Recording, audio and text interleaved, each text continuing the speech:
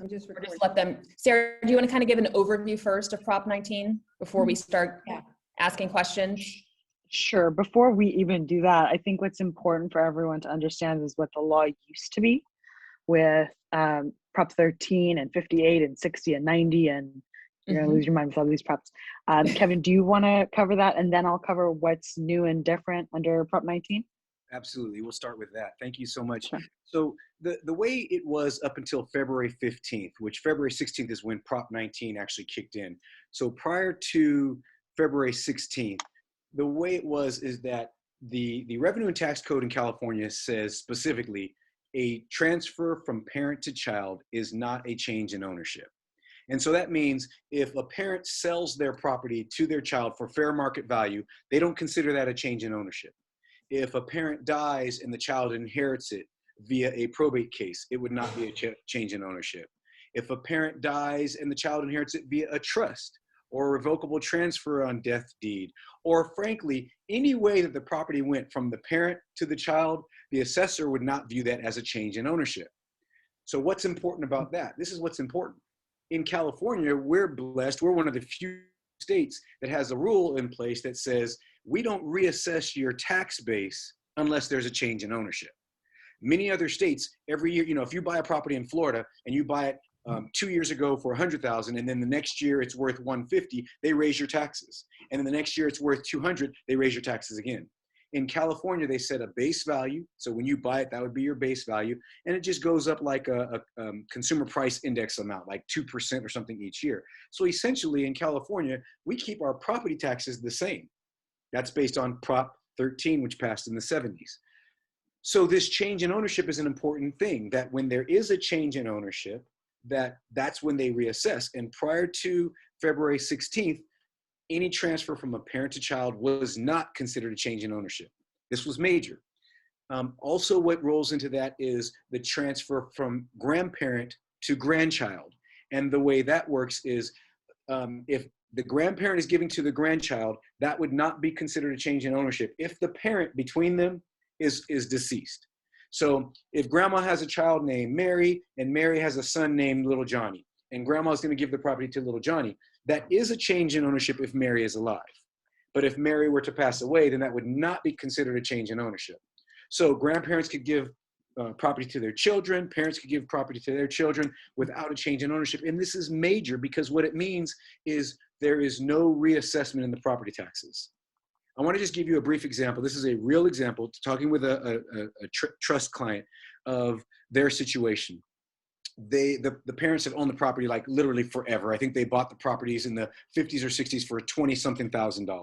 Those properties are both, one I think is worth 1.9 million, one is worth like 2 million.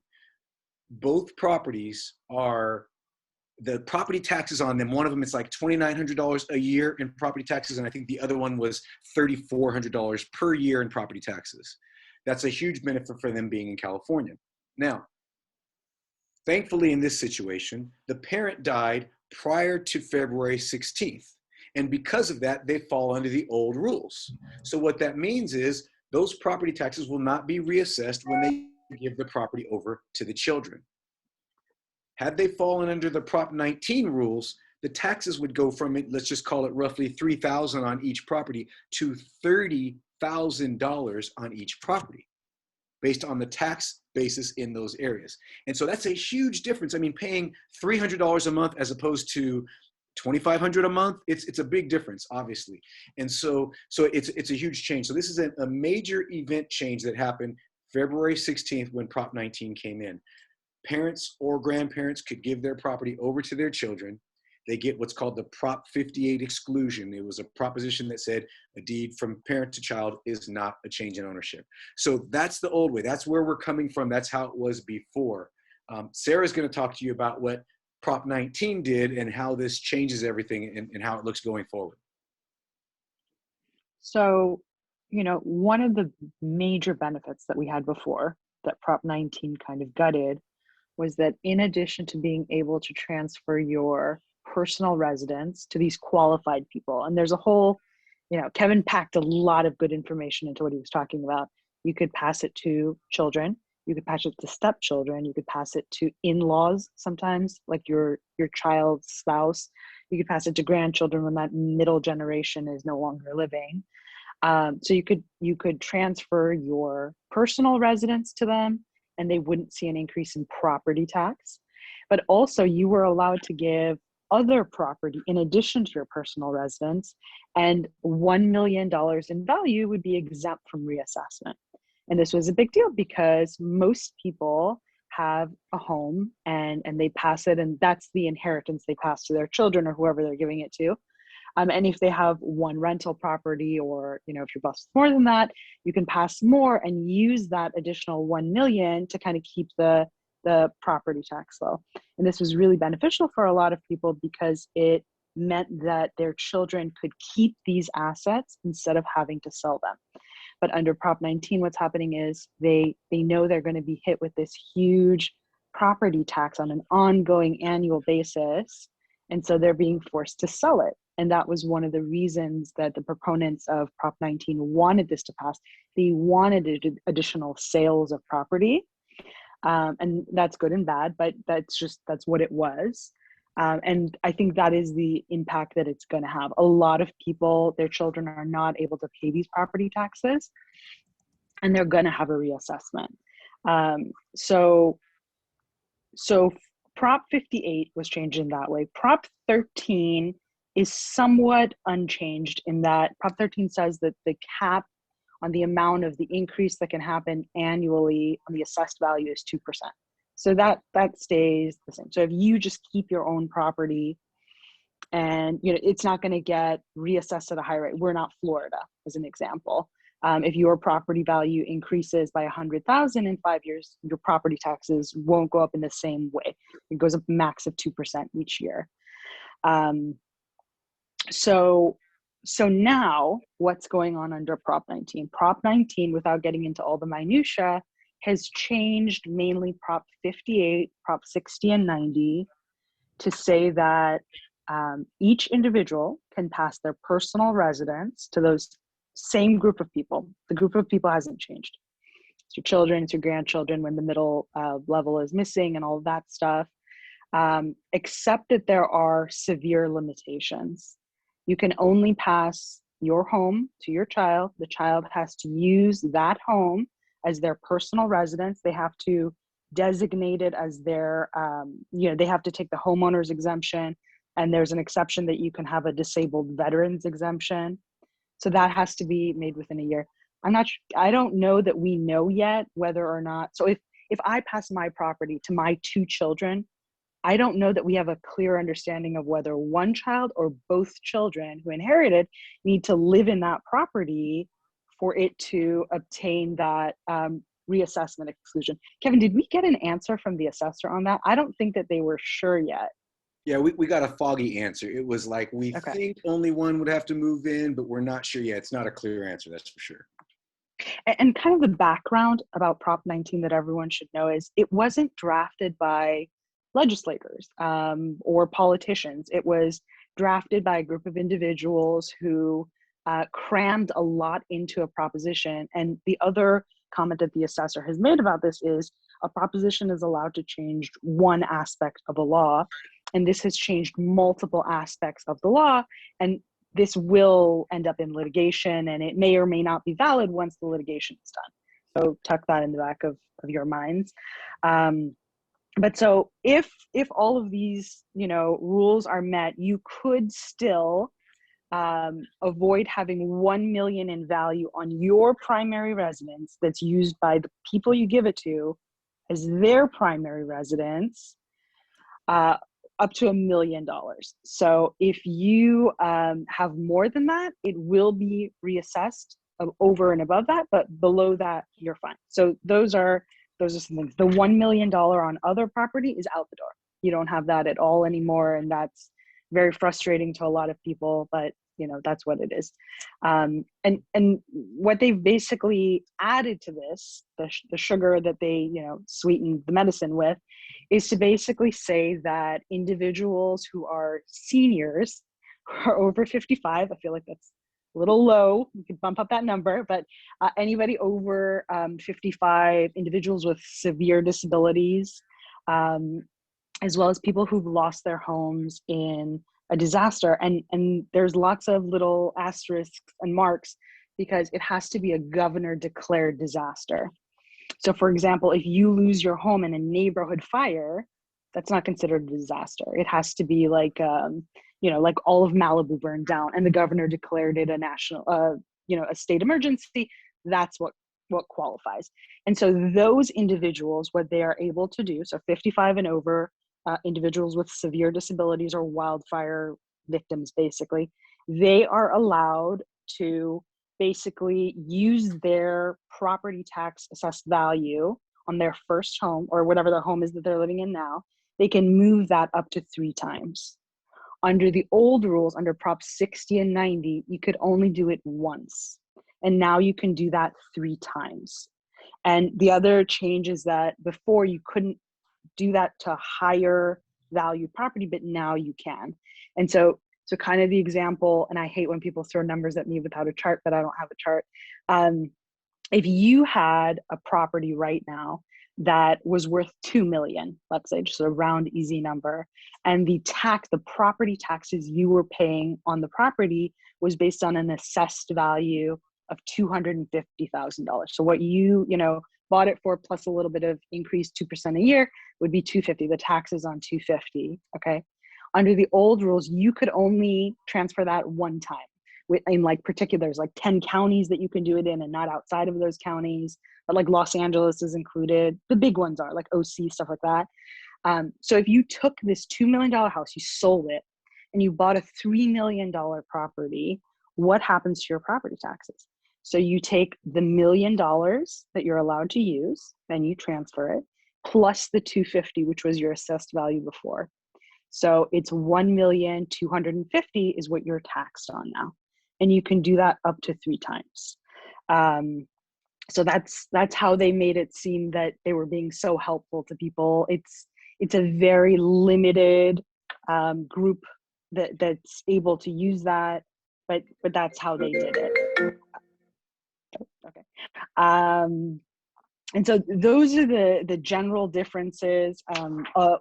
We get a lot of calls of people panicking, saying that, their parent or somebody died before this deadline. And so are they dead in the water because they died before this, but the property hasn't passed to them yet?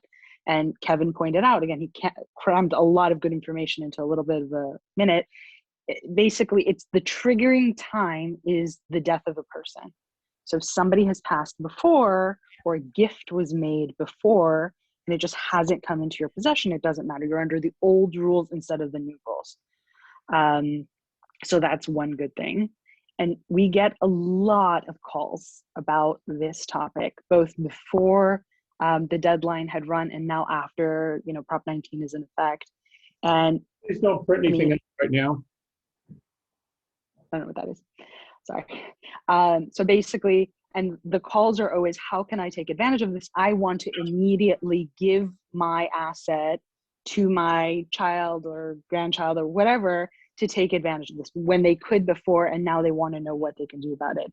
And, the gifting that was available before and the worry that people have now about it, it has to really be tempered, because there are a lot of reasons why the gifting under the old system just it doesn't help in the way that they think it does. Kevin, do you want to talk about the capital gains and the step up in basis on death and stuff? Okay. But Sarah, one thing to just make clear, when you're using, if you're 55 and older and using this benefit to move, if you buy equal or lesser, you stay the same. Correct. So that's still the thing to try to do, buy equal or less to what you sell for. And then you get yes. Yeah. Okay. But most people buy higher. Yeah. I think it was designed for people who are downsizing. Some people live in a big house and they want to downsize, but it's true. In this market, I know. small things are more expensive. Okay. There is one quick question before we move on to Kevin.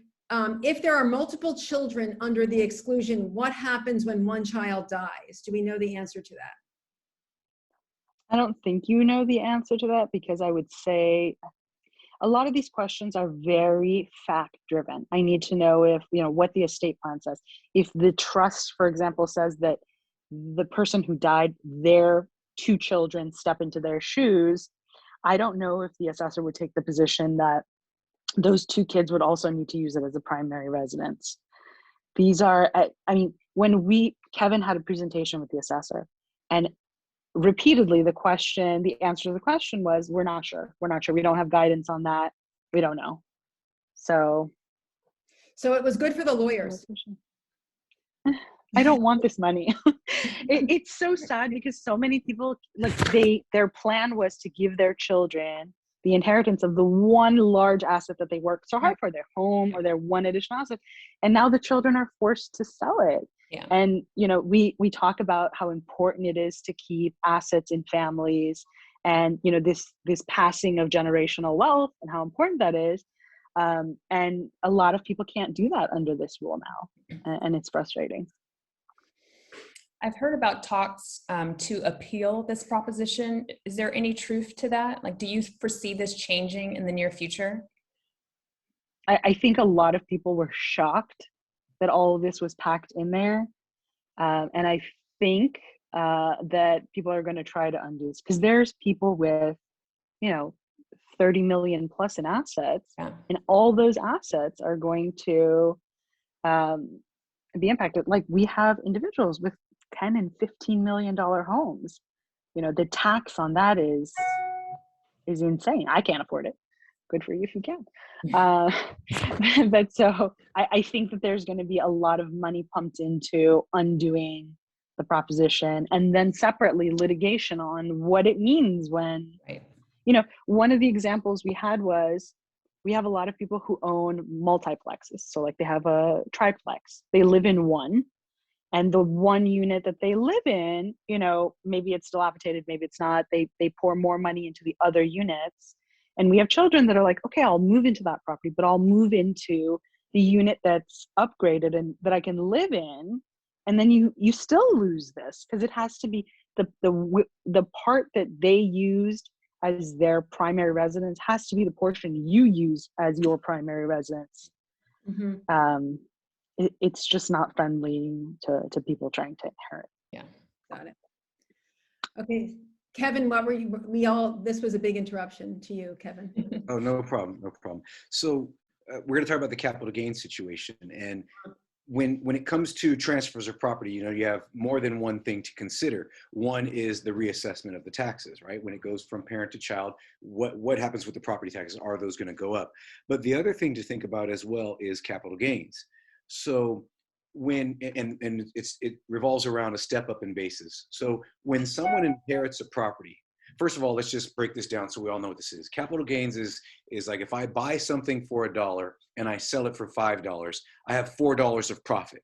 And so that's in the sense of an investment, that would be considered capital gain. And so I would pay capital gains tax on that.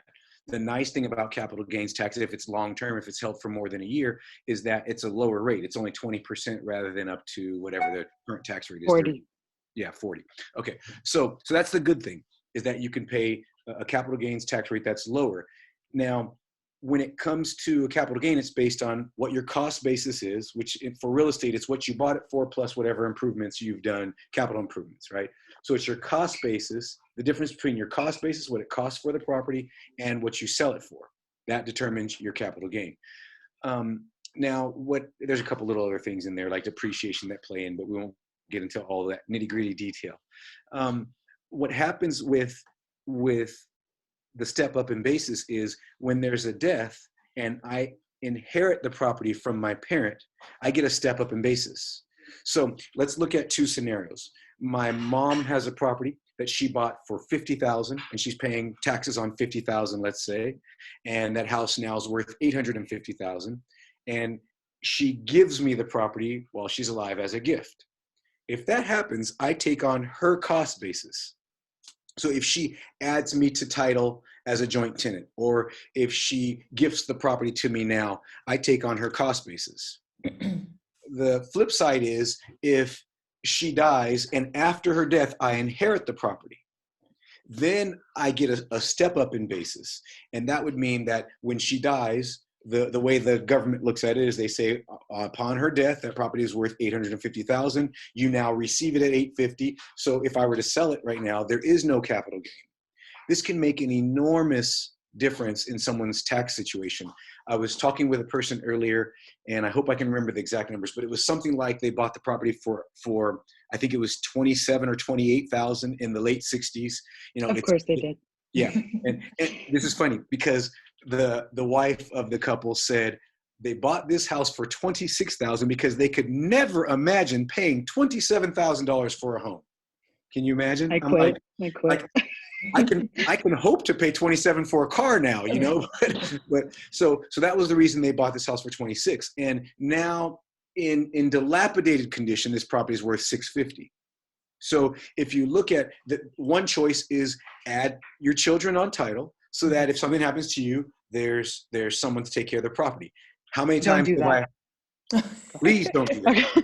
I have heard and seen that a million times. And every time I'm like, man, you have a big dollar that you're going to have to pay to the government coming in the future. Because if they do that in this situation, the children take on the cost basis. And imagine, they bought this house, I think, in 1968.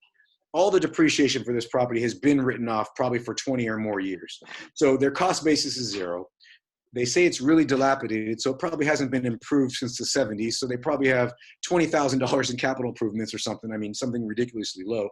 They're going to have $600,000 in capital gain.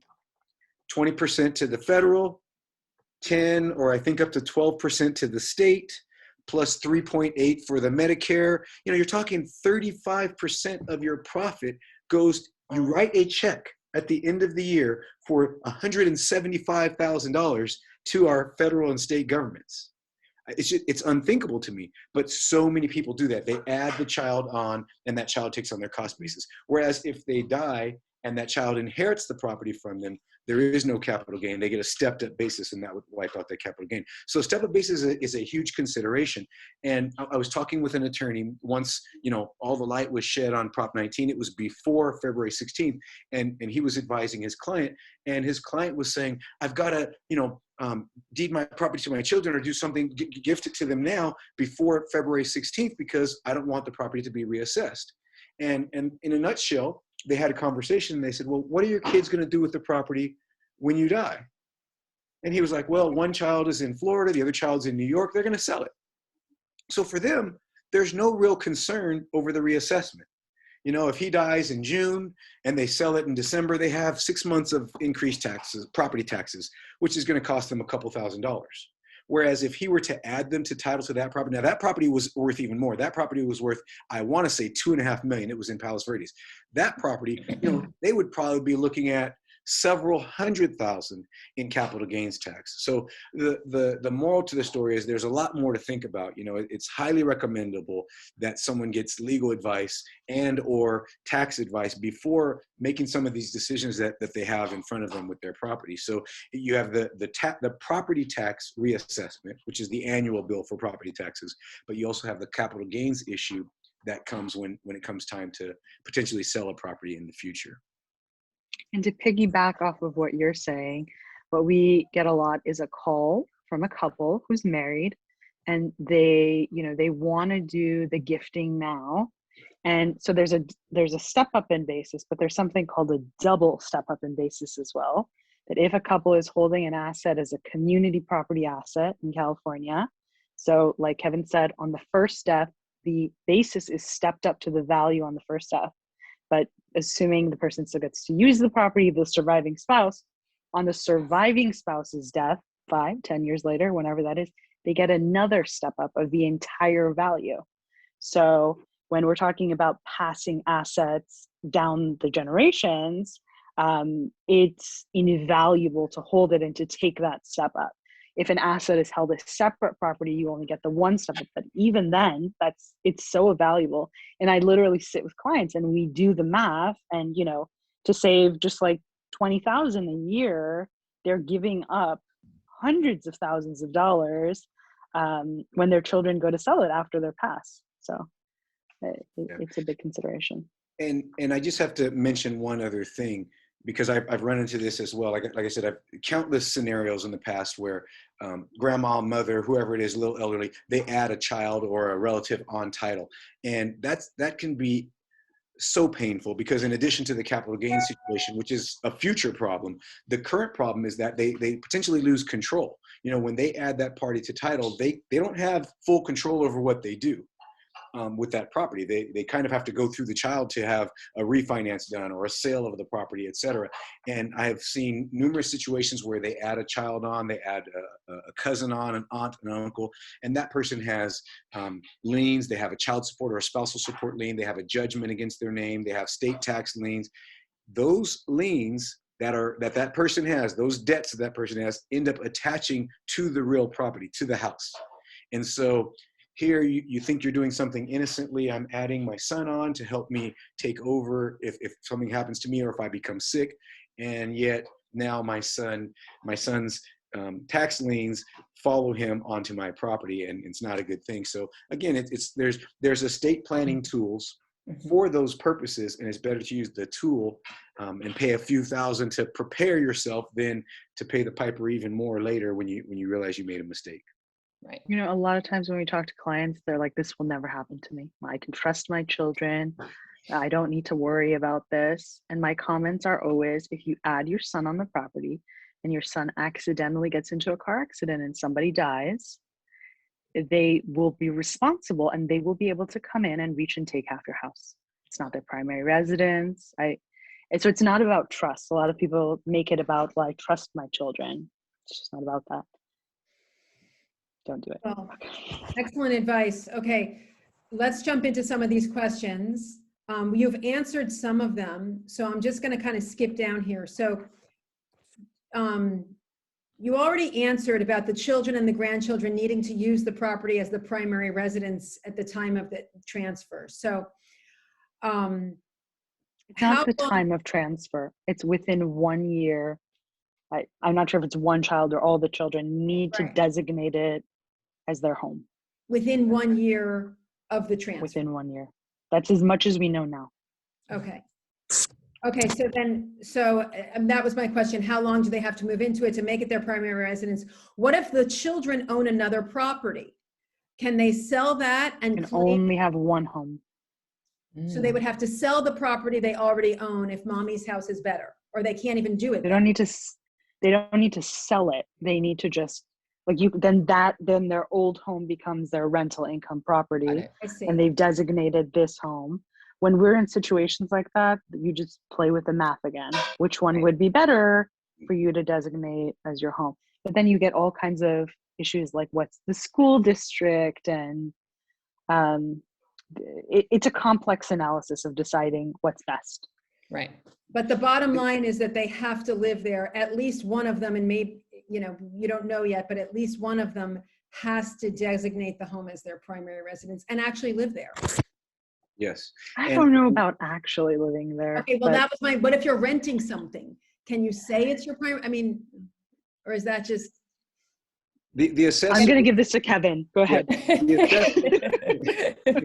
In the tax assessor's words, they said they're going to use the claim for a homeowner's exemption as proof as to whether it's their primary residence or not. So as long as someone claims the homeowner's exemption, that's what they're going to use. Now, if they see a different Maryland, are they going to drive by or knock on the door? Probably not. They're going to go with seeing if the homeowner's exemption is there. But, if you have another house, you're not supposed to have two houses that have a homeowner's exemption. And so if they see that will be a problem. And Lorin, just to mention one part about that question in terms of how long. So within a year, the assessor wants to see that the homeowner's exemption was claimed. But the question was asked on one webinar. I was shocked when I heard this. Well, what if my son moves into it and stays there 2 or 3 years and then moves out? They said, I don't know how they could police this, but this is what the assessor said. The assessor said, they'll police it. They said, when they move out, we will reassess that property. Mm-hmm. And I was shocked. That's absolutely a triggering event. Wow. Yeah.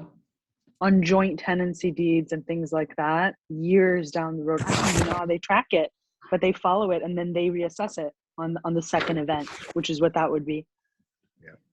So And that would nobody be the knows, time there's to no sell. answer. Right. There's no answer for how long do they need to live there for it to be sufficient. I feel like there should be a cap, like 5 years. You live there 5 years and then it's done. Mhm. Nothing It like should that. be. Absolutely. Okay. So, I mean, you guys really did answer like 90% of the questions. There's one question here. I don't think you touched upon this, and forgive me if you did, but it says, if disaster victims transfer the value of their property, does the replacement property need to be equal or less in terms of value?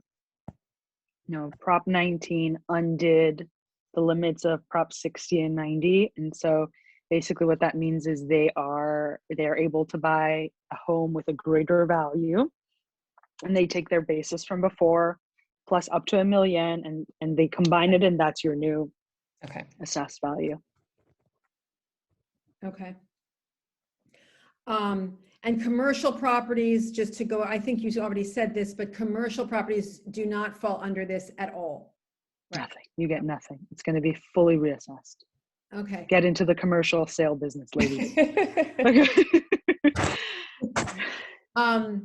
Okay, so then our client, Joe Grauman. Joe, are you on the call still? Joe, are you on the Yeah. call? Yes. Do you Yes. want to touch, I mean, if you want to touch on your questions, I mean, Sarah will try to answer it in a more general sense, but we can probably glean something from what you were wanting to ask. Okay, I just didn't, as I said in my note just now, I don't want to take up a bunch of people's time with, although maybe there'll be something in it for everybody, I don't know. Right. So my wife and I each have separate interests in our house. We have a couple pieces of property. We'll start with just the house. And my share is bigger than hers. And we both have separate revocable trusts. And I'm trying to think of the easiest way to say this. So it's my understanding that if I die first, she'll get a step up based on my date of death, right? So it's not a community asset. You No. own separate interests. Yes, correct. So I believe that you would get a step up as to the, like, let's say you own 55%. There would be a step up for 55% of the property. But a lot of these things, like we get questions like this all the time. I need to see the trusts and see what they say. There is advanced planning for people with blended families and second and third marriages, where there are estate planning tools that can be put in place so that the wife can take advantage of the home and have that be included and get a tax benefit that way. But just very simply to answer, I think a more general question than what you're asking is, if you own separate property and on your first death, if you're the first to go, there would be a step up just as to the percentage that you own. Okay. There And would then, not be a double step up though, because it's not a community asset. and then when she passes, if I've designated this to go to my two children, then Proposition 90 will kick in if they don't live here. No. So 19 undid 90. I don't mean that. I meant 90. Sorry. Okay. So what would happen on that is, so let's say the property was worth $1 million on your death. Okay. So you own 55% of that. So 55% of that would be stepped up to the value. Okay. On her passing, there would be no additional step up because it's not a community asset. She owns part of it, but it's all going to your kids. Is that what you said? Yeah. Okay. So what would happen? So what would happen in that instance is they would get the property. Their basis would be, the 55% would be as of your date of death. They would get no step up from her. And then that's how they would, and this has nothing to do with the property taxes. This is about capital gains and all of that stuff, which a lot of people conflate. So that's the estate tax and gift and all that side. On the property tax side, they would not, I don't think, reassess it. Well, they might reassess it because it's not going to the children. No, they wouldn't reassess it on your death. Kevin, correct me if I'm wrong here. I don't think they would reassess it on the first death because the spouse is still around and using it. But on the second death, that would be interesting. That they might reassess at least a portion of. I need to see the trusts. I need to see what they say and how the gifting occurs. See, the unusual thing about this is it's not community and you have separate trusts, but she still gets to use it. This is a super specific pattern and I need to see the trusts. Okay, so I appreciate that and understand that. Then let me ask you, let me just clarify one other thing briefly. We also have interest in a commercial property that I have the lion's share of, and she has a portion as well. Bury a cream cloth. I'm sorry, I didn't hear that. Yeah, somebody else unmuted or something. So anyways, we have a piece of commercial property. Okay. So sounds like we're going to get the complete shaft on that. That's going to be both reassessed by the property assessor's office, and we're going to pay, well, I already knew we were going to pay some very onerous taxes if it changed hands, but my hope was that they would be able to keep the property as an income producing property without getting hammered so hard. You know, the advice that I always give when people call and say that is, if you want assets to remain in your family with all of this going on, and you think that the next generation or whoever your beneficiary is not going to be able to pay the estate taxes, the property taxes, so on and so forth, is to look into insurance. You know, the more insurance you can buy right now, the better. Like people talk about asset protection, people talk about, you know, how do I do this and that to be able to afford it, and buy more insurance. It's worth every cent. Some people are aged out of that, or because of their health or for whatever reasons they can't get it. But if you are able to, that's the way to solve this problem and keep the assets in the family.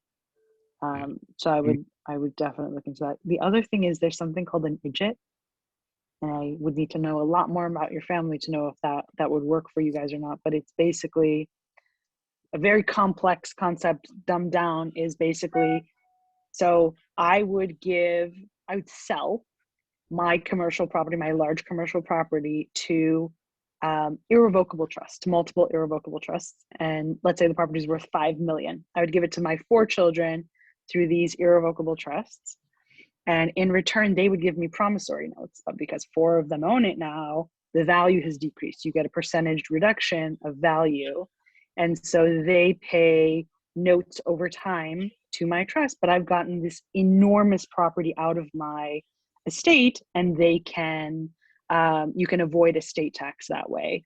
So there are ways to protect commercial buildings like large assets in that way. Especially if they're income producing, but the property is for property tax purposes will be reassessed under these new rules. Okay, so I appreciate the information. I don't want to take everybody's further time with this. I really was pleased to be invited to this by Lorin, and just to get some basic information and understanding here. And I'll take up the rest of this with my trust attorney and put it in his hands. But thank you very much for the information. I appreciate it. Sure. So this might be a dumb question, Sarah, but people who, before the passage of Prop 19, who inherited residential income property and they're keeping the tax, you know, I have some friends who've inherited some great buildings, you know, from their parents. Are they getting reassessed now, or they're not? They keep the tax basis? As long as the person passed prior to the passage of this yes. law. Okay. Well, it's not that they inherited, the person passed, they died before. Yes. You know, sometimes we're in litigation for 3 to 7 years over this kind of stuff. Right. It doesn't matter. The date of death is what matters. Got it. And I wanted to share a bit of information. Is, you know, this is something that we see on a daily basis when we have either a trust that's selling a property or a probate estate that's selling a property, is that the assessor will reassess. Since we're talking about reassessment, this is really going to be very important going forward, but we also experienced it even prior to the whole Prop 19. It's not Prop 19 related. When the date of death is the change in ownership. So if there is a reassessment that's due, it's based on that date of death. I have seen numerous situations where the person dies 20 years before they actually sell the property and or notify the assessor that that person has passed away. So what I want to bring up is something that happens post-closing, post-resolving the trust administration or resolving the probate case, is that the assessor will go back and reassess multiple years back. They'll say, oh, you just, in 2020, you just sold the property that grandma passed away in 2010. So we didn't realize, but we should have reassessed it back in 2010. So here's a tax bill for the last 10 years or 11 years where we didn't get the higher taxes that we should have been getting. And so it's important when people are resolving trust administration or closing a probate case that they account for that. That reassessment bill is coming. Even if if it's today's date, right? Someone dies today and they're selling in the fall. The assessor is going to send a reassessment bill from the date of death to the fall when they actually close that sale. It's coming. It's going to happen. And so it's important for people to account for that and put money aside. So distribute the proceeds, but hold over a chunk of money to cover that assessment bill. Because if you don't, the administrator of the estate or the trustee of the trust or whoever it is that's in charge, they will be named in the tax bill saying, you owe this money because of the estate you were dealing with. So it's just an important thing. I like to put that out there because I see it too often where they don't account for that and it becomes a problem later. Can you speak about, I've been hearing this a lot and I don't know if this is something that can actually be done, but regarding parents selling the property to their children, like a property is worth $1 million, but they'll sell it to their child now for like $200,000 to kind of avoid all of this stuff. Is that a potential loophole? I'm sure there's drawbacks with that. Yeah, there's People definitely call that drawbacks. tax fraud. Okay. Number one, tax fraud. Go ahead. That's one. So unless they like orange jumpsuits, we don't want to do that one. Right?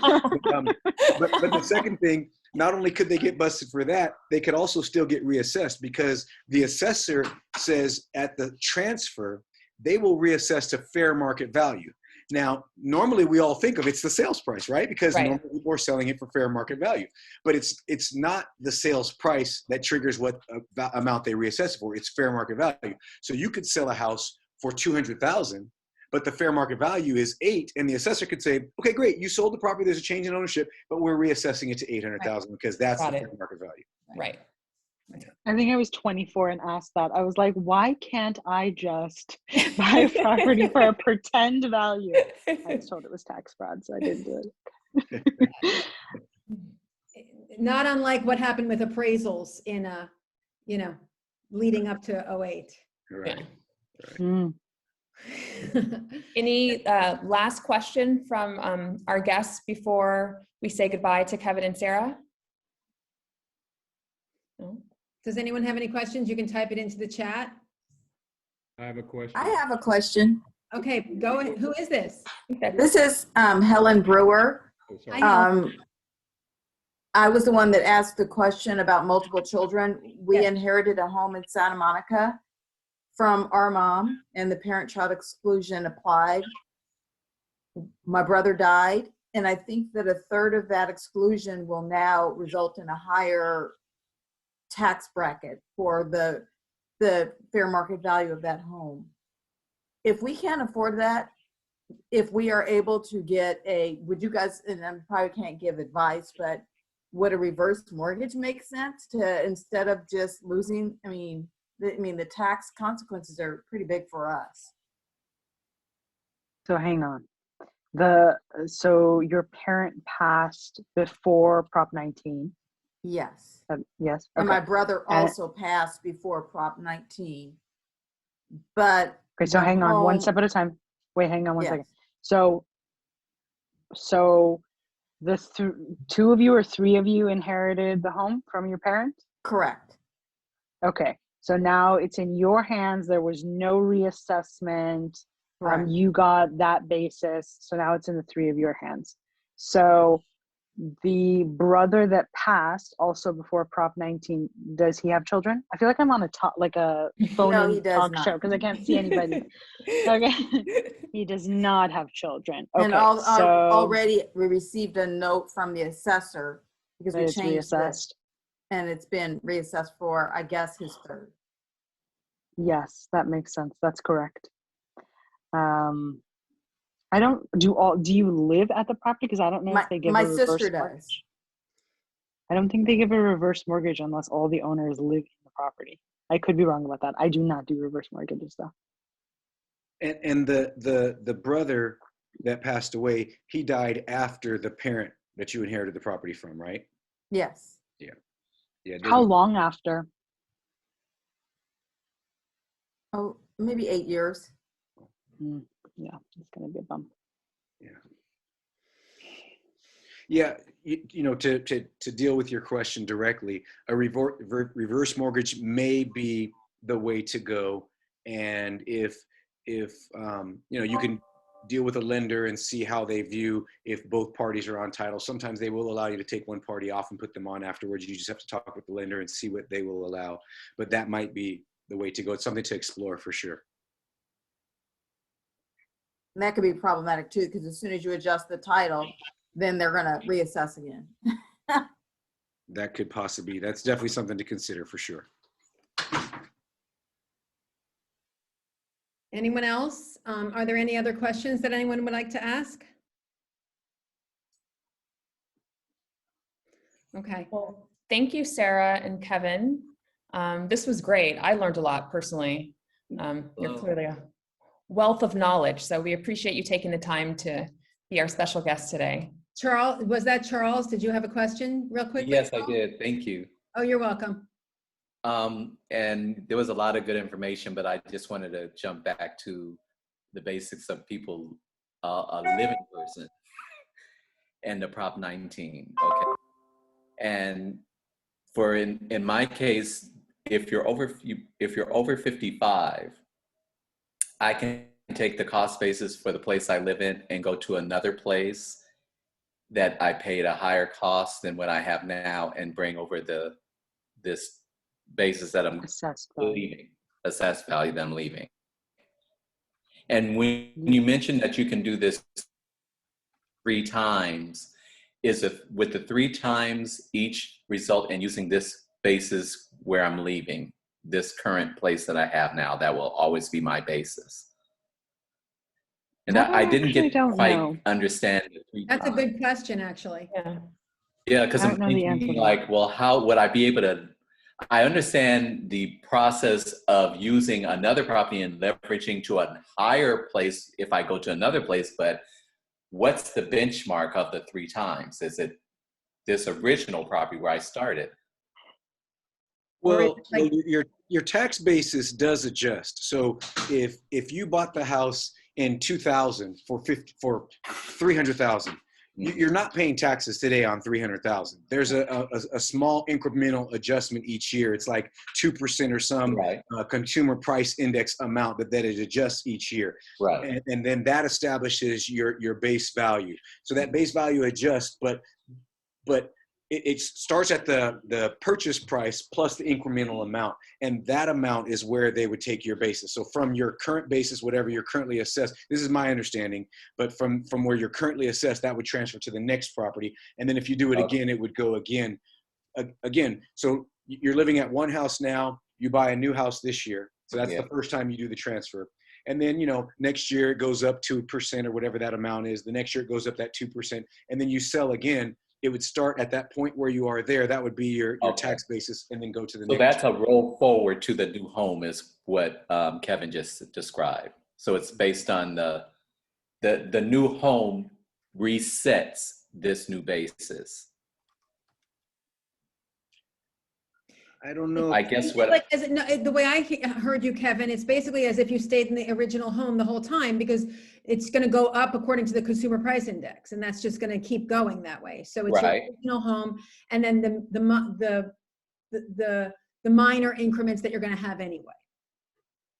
Right. Okay, now I like what you just said. If that's the case, then that would be great. That would be really I'm great. not sure that's true. That's still referring to the original property that I have now. Even though I understand the CPI index increases, but if you refer to this property that I'm in now, that would be fantastic because I bought here in 2001. And even with the I just don't know. CPI going up each time, I would love to continue to use this cost basis, even with the CPI, because all the other properties I would go to in the future will always be higher than what I bought here in 2001, and- right? So if I can consistently reference this, even with the CPI, I would love that. If I have 3 opportunities to do that. I think your understanding is right. I think we might just be saying it a little different. They Okay. would take your first, again, if you started with a house that's 300,000 and you're paying taxes on 300,000, and then you buy another house, it would be your basis there. Now, my understanding of the way the rule works, if you buy over the value that you have today, they're going to add. So you have a $300,000 assessment, and you sell that house for 700,000. Right. You buy a new house for 800,000. Mm-hmm. They will add $100,000 Yeah. to your $300,000 assessment. So now you're assessed at 400. Then it That's goes. still great. Yes, Yes, absolutely. hang on, let him finish. There's more. Go ahead, Kevin. Absolutely. So now you're at 400,000. They add 2% each year, 2%, but I'm not going to. So now you're at 410, let's say. Then you sell again. You sell this house for $1 million, and you buy another house for 1.2. They're going to add 200,000. The difference. They're going to add that 200,000 to your 410, and now you're assessed at 610. Right. And then you go up 2% from there. That was an excellent explanation, and I totally follow you. And that is still very, very, very good. It is. It's really a nice thing. Still It's not very bad. good. And the beauty of it is, if you're buying down, if you're, I guess the only way you could do that is if you sell in Los Angeles and buy in San Bernardino, Right. for instance, and you buy down, then you could have no increase in your taxes. So you sell it, you're at 410 now, you sell that house for $1 million, and you buy a $700,000 house in San Bernardino, they're going to keep you at 410. Okay. So I that's kind of love nice. it. Because no matter what, and especially in LA property values, I still like I'm winning of my original property that I purchased back in 2001. So I'm good. Yeah, That's you are. That's what brought me to this meeting, Erica. I really wanted to hear that. And I feel I am 100% satisfied with this meeting. Good. Thank you. Okay, well, we really appreciate everybody joining, and we really appreciate everybody's participation. We say this we do this once a month, so look out for our emails. And we always say this, but if there's a topic that you would like us to cover, that you think would be valuable, we want to hear from you, and we want to cover that topic. So reach us by email. If anyone needs Sarah's information, we're going to send in a recording of this. It'll be in there, but you can always reach out to us for that. Kevin, we work with all the time. So if you ever work with Erica and me, you're working with Kevin too. And thank you to everybody. Yeah. Thank you, everyone. Have a good night. Thanks, Kevin. Thanks, Sarah. Thank you for having us. Okay. Thanks for having us. See you. Bye. Bye.